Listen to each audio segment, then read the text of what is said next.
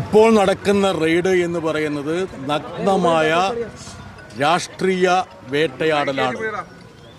കോൺഗ്രസും BJPയും കൂടി നടത്തുന്ന ഒത്തുകളിയുടെ ഏറ്റവും പ്രധാനപ്പെട്ട ഒരു ദൃഷ്ടാന്തമായിട്ട് വേണം ഈ റെയ്ഡിനെ കാണാൻ വേണ്ടി.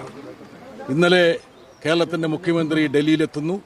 അതിനു മുമ്പ് ഹൈക്കമാൻഡ് നേതാക്കൾ രാഹുൽ ഗാന്ധി ഉൾപ്പെടെയുള്ള ആൾക്കാർ കേരളത്തിൽ വന്ന് എന്തുകൊണ്ട് പിണറായി വിജയനെ വേട്ടയാടുന്നില്ല, അദ്ദേഹത്തിനെതിരെ കേസുമായിട്ട് മുമ്പോട്ട് പോകുന്നില്ല, അദ്ദേഹത്തിനെ അറസ്റ്റ് ചെയ്ത് ജയിലിലടയ്ക്കുന്നില്ല, ഇത്തരത്തിലുള്ള ഒരുപാട് ചോദ്യങ്ങൾ ചോദിച്ചിരുന്നു. കേരളത്തിലെ നിയമസഭാ തെരഞ്ഞെടുപ്പിലും ആ ഒത്തുകളി ദൃശ്യമായിരുന്നു.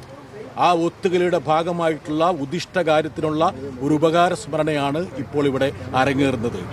കേജ്രിവാൾ എന്നുള്ള ഡൽഹി മുഖ്യമന്ത്രിയെ അറസ്റ്റ് ചെയ്ത് തീഹാറിലടയ്ക്കാൻ വേണ്ടി എങ്ങനെയാണോ കോൺഗ്രസും BJPയും ഒത്തുകളിച്ചത്, ഗൂഢാലോചന ചെയ്തത്, അതിൻ്റെ മറ്റൊരു പതിപ്പാണ് ഇന്ന് കേരളത്തിൽ അരങ്ങേറുന്നത്. പിണറായി വിജയൻ എന്നുള്ള നേതാവ് യഥാർത്ഥത്തിൽ തീയിൽ കുരുത്ത് അഗ്നിപാതയിലൂടെ മുന്നേറിയൊരു നേതാവാണ്. ഇതുപോലുള്ള ഒരുപാട് വേട്ടയാടലുകൾ കോൺഗ്രസും BJPയും അദ്ദേഹത്തിനെതിരെ നടത്തിയിട്ടുണ്ട്.